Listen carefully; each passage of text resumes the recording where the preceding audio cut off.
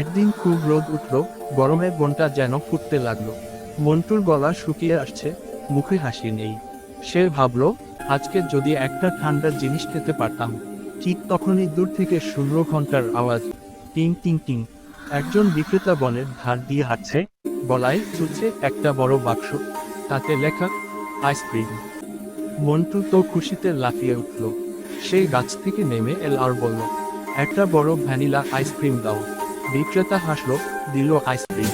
মন্টু খেতে খেতে বলল, আহা, স্বর্গের ঠান্ডা মিষ্টি। ঠিক তখনই এক ছোট্ট পাখি উড়ে এসে মন্টুর সামনে বসল।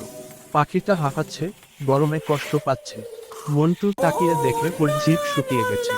তার মনটা নরম হয়ে গেল। সে আইসক্রিমের অর্ধেক অংশ পাখিটাকে দিয়ে বলল, এই নে বন্ধু, একটু ঠান্ডা খেয়ে নি। পাখিটা খুশিতে চিকচি করতে লাগলো, কিন্তু কিছুক্ষণের মধ্যেই রোদে গলে গেল পুরো আইসক্রিম। মন্টু আর পাখি দুজনেই তাকিয়ে রইল গলে যাওয়া দুধের দিকে। তারপর একসাথে হেসে উঠল। মন্টু বলল, আইসক্রিমটা গেল, কিন্তু বন্ধুত্বটা রইল। পাখিটা মৃদু স্বরে বলল, তোর মতো বন্ধু পেলে আইসক্রিম লাগে না। দুজন একসাথে গাছের ছায়ায় বসলো, বাতাস বইতে লাগলো ঠান্ডা ঠান্ডা। আর বনজুড়ে শোনা গেল ওদের হাসির শব্দ, হি হি হি হি।